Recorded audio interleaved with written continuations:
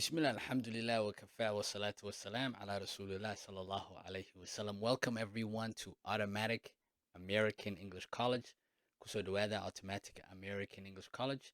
My name is Teacher Ahmed magacaygu waa Macalin Ahmed, and welcome to part 2 and 3 of our pronunciation lesson. Marka kusoo dhawaada cashirka dhawaaqa qaybtii labaad iyo qaybtii saddexaad.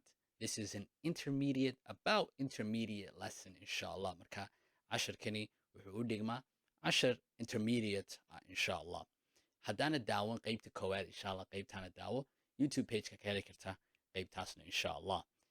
So this lesson is part 2 and 3. If you didn't watch part 1, please go ahead and watch that one. So before I go into the lesson, intaana cashirka u gudbin, waxaan doonayaa in idiin sheego haddaad garanaysa qof u baahan luuqadda Englishka laga caawiyo, dhawaaqa ha noqoto, sentenceska sida laisku xiriirisiyo ha noqoto, amba si guud luuqadda Englishka, inshallah fadlan nambarada la soo xiriir.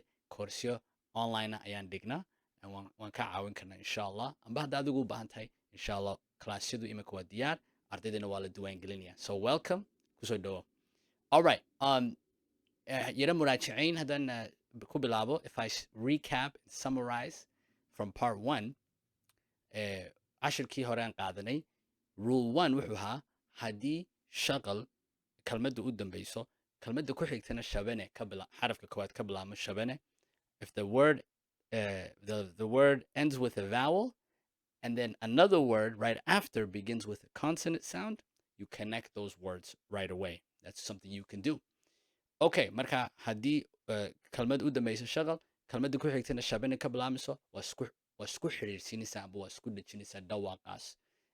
Badana waxaan aragnaa markan videoska daawan amba wararka dhegaysanayno, dadka qaarkood hadalka markay Englishka ku hadlayaan way boobsiyaan. They speak very fast. Marka linking sounds baa lahahdaa xiriirka kalmadaha. Waxaa jira rules loo maro. Marka rule 1 baan soo qaadanay, maanta waxaan baranaa rule 2. Waa maxay rule 2? Rule 2 wuxuu khuseeyaa laba vowel, laba shaqal haddii ay kalmad midna u dambeeyo, xarafka ugu dambeeyo noqdo shaqal, xarafka kalena kalmadda ka bilaabmayso uu yahay shaqal, maxaa la sameynaya iyo sidaa laisku xiriirsiinaya. waxaa laisku xiriirsiinayaa ya, dhawaaq ya ayaa loo dhexaysiinayaa, marmarna wa w ayaa loo dhexaysiinaya. marka goormaa ya-da la gelinaya, goormaa wa-da la gelinayaana. marka inshallah tusaalaan yara eegi doona sida conceptka guud uga qaadatid inshallah. waxaanoo dhanna waxaa ku baran kartaa dhegaysi fara badan, si dabiici ah u baran kartaa. maanta waxaan ugu talagalayun in conceptka guud ka qaadatid. So you can learn all of these rules and all of this this lesson I am explaining naturally, especially if you increase your listening. Okay? So, intaana sharaxin rulekaas, waxaan doonayaa inaan naxasuusiyo what is a vowel. waa maxay shaqalku waa maxay? What is a vowel? Dad xasuusatiin shaqalku wuxuu ahaa ila socda oo shaqalku wuxuu ahaa a e i o u iyo marmarka qaarkood y. marka dhawaaqooda 50 amba 60 xaraf waxaa la isku yiraahdaa vowels. Okay? Amba shaqal. So a e o u, you sometimes y or e u dhigma. Okay? inta waxaa la isku yiraahdaa shaqal. So marka goorma gelinayna ya, goorma gelinayna wa. So haddii uu dhawaaqu u dambeeyo kalmadda koowaad, dhawaaqiisu haddii u dambayso a e iyo e, saddexdaas waxaa gelinaysaa ya sound baa gelinaysaa. Okay? haddii uu u dambeeyo dhawaaqu kalmadda u amba o, waxaa gelinaysaa wa. Okay? So wa baa gelinaysaa. labada waan isla eegi doonaa. First, aan isla eegno markii a iyo e iyo e u dambayso. So what I basically said is if the word ends with a vowel with the a, e, or I sound, the sound, dhawaaqa inaga noo muhiima, then waxaa gelinaysaa ya sound. Okay? labada kalmadood waxaa u dhexaysiinaysaa ya. tusaalahan ku fahmi doona si fiican. So don't worry, we will see the example to get better understanding. But if the word ends with a u or a o sound, then you put a w between the two words. Okay? And we'll look at that through the example. marka kana tusaalaha waan eegi doona inshallah. Okay, aan ka bilaabno qaybta koowaad. So aan eegna xaggan see it.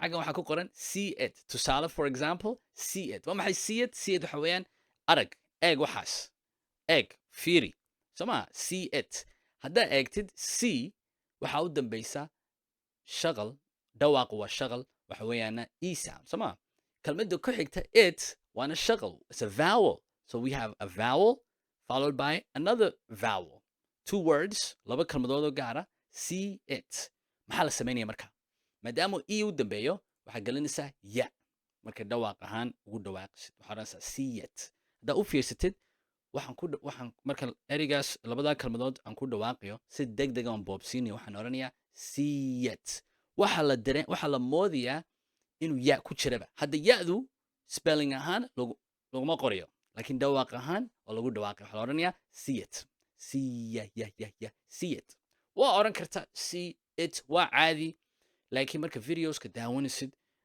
arday baa igu yidhahda macalin videoska iyo wararka markaan dhegaysanayo iyo native english speakerska deg deg markay boobsiinayaan marmar ma fahmo adiga laakiin waan ku fahmaya waa maxay sababtu so anigu sometimes slow baan u hadla kelmadahana waan isku daya inaan kala saaro laakiin markii iyagu ku hadlayaan way boobsiinayaan marka waxa fiican ina conceptka guud ka qaatid maxay samaynayaan what are they doing okay taasina practice badan bay ku imanaysa dhegeysi badan see it waayahay let's look at this word I am waa maxay I am sida ogtihiin waxa weeyaan anigu waxaan ahay I am a teacher I'm a student I am Somali I am strong okay so I am anigu waxaan ahay I waa kelmad waxaana kelmaddaas inkastoo hal xaraf yahay wuxuu ka kooban yahay a vowel shaqal it's a vowel kelmadda ku xigta am waa vowel baa u horeysa xarafka koowaad waa a soo maaha ada waa vowel waa shaqal kale laba shaqal oo isku xiga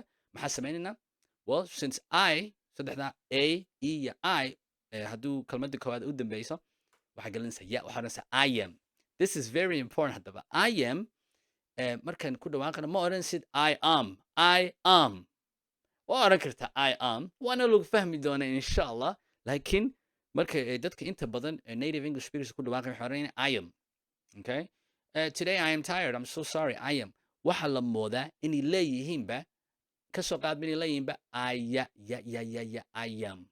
am okay I am your teacher today I am 25 years old I am 18 years old I am a student I am okay waayahay let's look at an example tusaale aan eegno kelmaddan waa maxay the sama kana end waa maxay the end dhammaadkii waa dhammaadkii sama hadday idhahdo this is the end waa dhammaadkii the muxuu u dambeeyaa wuxuu u dambeeyaa e sound dhawaaqa muhiima dhawaaqa u fiirsada awow dhawaaqu waa e marka vowel shaqal baa u dambeeya kelmadda ku xigtana e ba ka kacdaa end samaha marka waa laba shaqal oo isku xiga maxaa la samaynayaa ya baa la gelinayaa the end I'm sorry this is the end of your destination please get off the train okay marka adigoo raaliya waa dhammaadkii safarkaagii fadlan tareenka ka deg this is the end of the movie this is the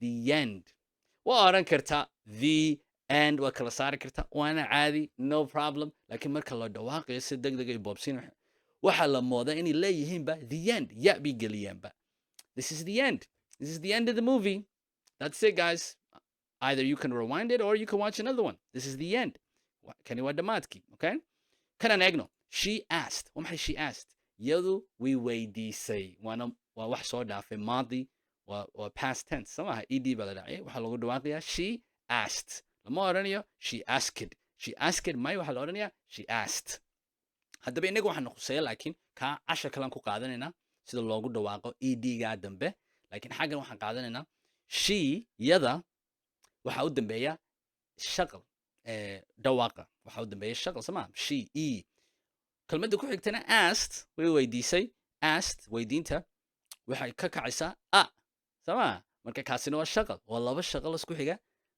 maxaan yidhi maadaama a iyo I saddexdaas shaqal haddii ay u dambeeyaan kelmadda ya geli xaggaasu dhawaaq ahaan waxaa odhanaysaa she asked him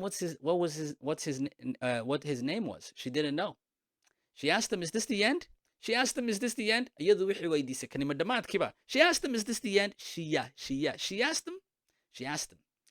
him wixii weydiisay she asked him okay haddaba waan soo qaadanay a e iyo I sama haddaan ku soo celiyo a e iyo I haddii dhawaaqa u dambeeyaan haddaba saddexda kalena u iyo o u iyo o sound maxaa iyagana ma ya baa la gelinayaa maya iyaga waxaa la gelinayaa wa wa okay aan isla eegno hadduu kelmaddu if the word ends with a u or a o sound you add a what sound here's an example kelmaddan labadan kelmadoodii la eega too often waa maxay too often waxa weeyaan inta badan okay inta badan badana maxaa u dambeeya kelmadda too dhawaaqa waxaa u dambeeya dhawaaq ahaan waa shaqal it's a vowel sound often buu ka kacaya waa another vowel waa shaqal kale laba vowel isku xiga soo maaha oo dhawaaqa marka waxaa u dambeeya waxaa odhanaysaa too often waxaa la moodaa ina wa la geliyeyba too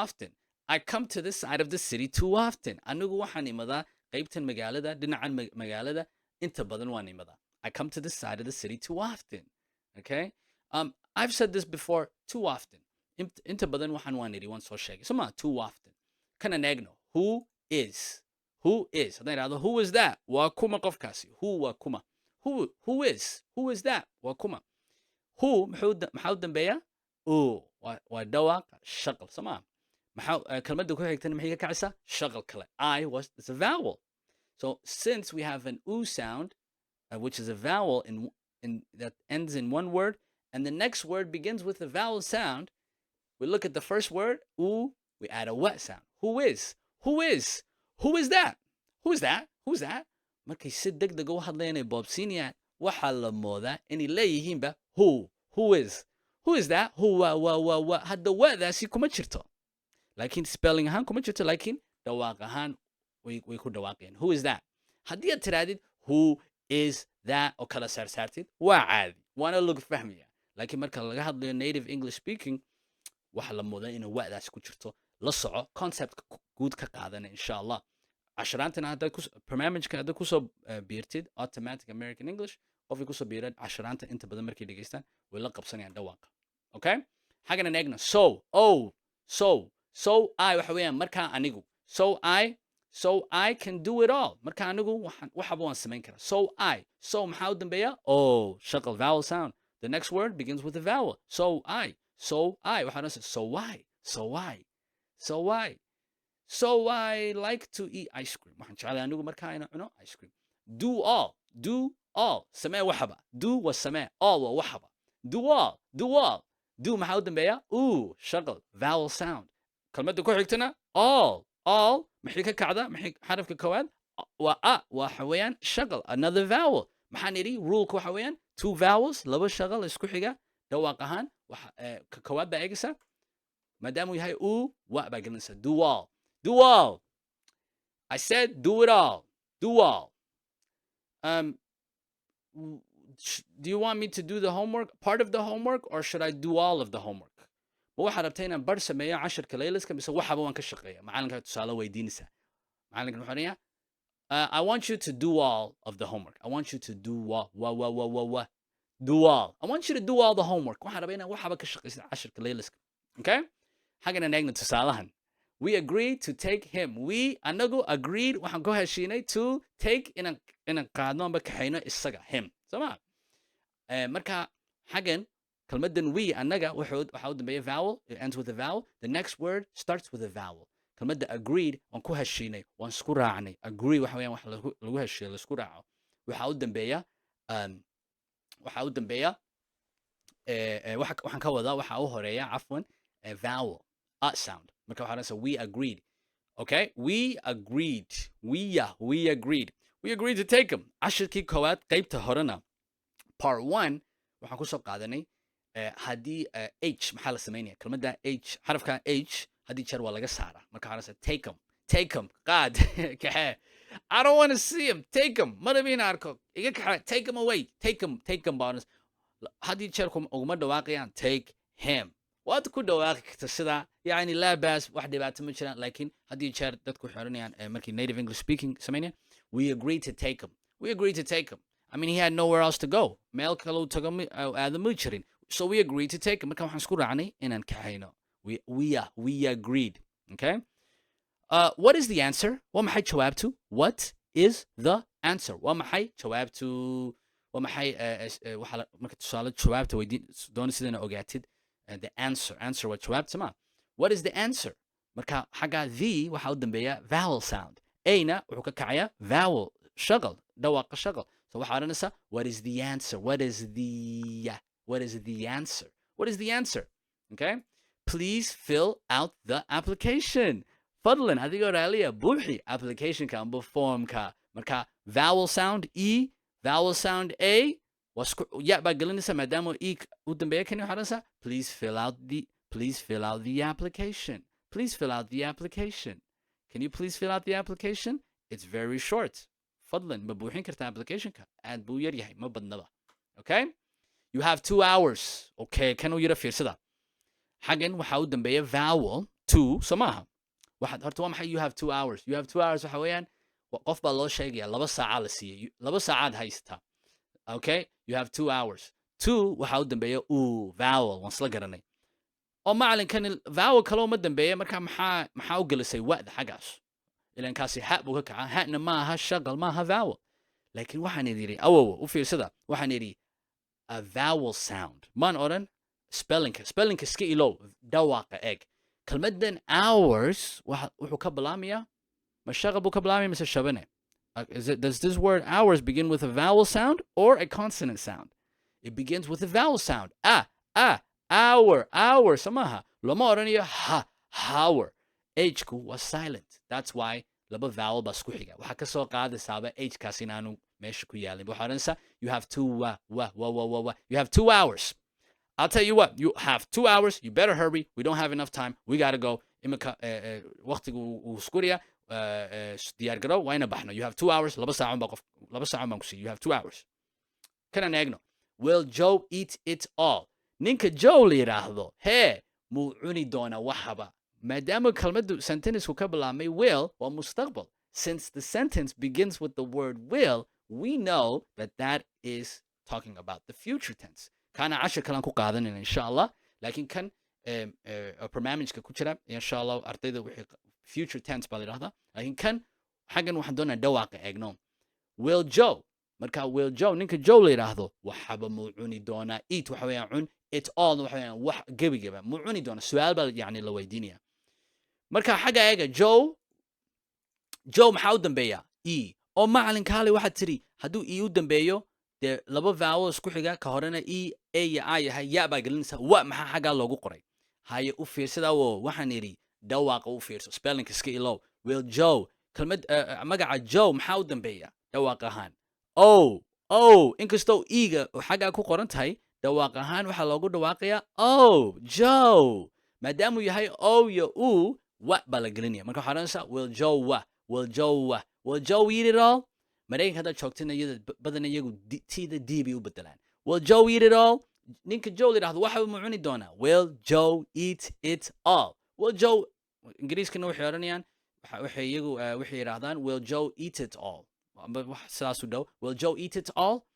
Maraykankana will Joe eat it all? Joe muu cunaya waxaba will Joe eat it all? Haddaad slow ka dhigo will Joe eat it all? Will Joe eat it all? Will Joe eat it all? Joe ninka la yiraahdo waxaba muu cuni doonaa. Of course Joe will eat it all. Look at him, he's very hungry. طبعا Joe wuu cuni doonaa bal eeg wuu gaajoonaya be he's hungry wuu gaajoonaya. Of course he'll eat it all. Samaan waayahay marka ruleka waan soo qaadanay maanta ruleka ugu dambeeya raba inaan yara taabto waxa weeyaan laba shaqal already waan soo qaadanay 2 consonant sounds haddii isku xigaan sida laisku xiriirsinayo amba how to link them. Imika waxaan yara eegnaa 2 consonant sounds laba shabane haddii isku xigaan dhawaaq ahaan yacni kelmad waxaa u dambeysa consonant sound kelmadda ku xigtana waxay ka kacaysa amba ka bilaamisa another consonant sound.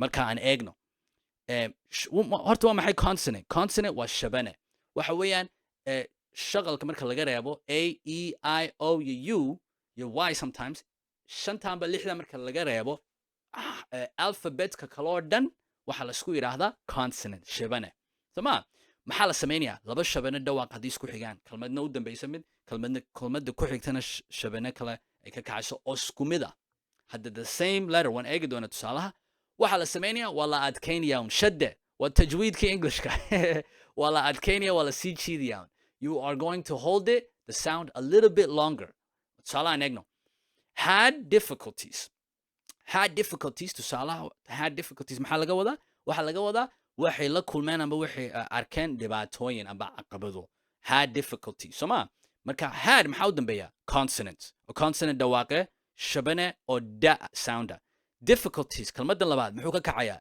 difficulties shabane wuxuu ka kacayaa d sound consonant soma waa same consonant sound waa laba shabane oo isku mid ah waa sii adkeynaysaa isla kii unbaa gelinaysaa had difficulties waa yara adkeynaysaa waa sii jiidaysaa had difficulties this morning we went to the immigration appointment but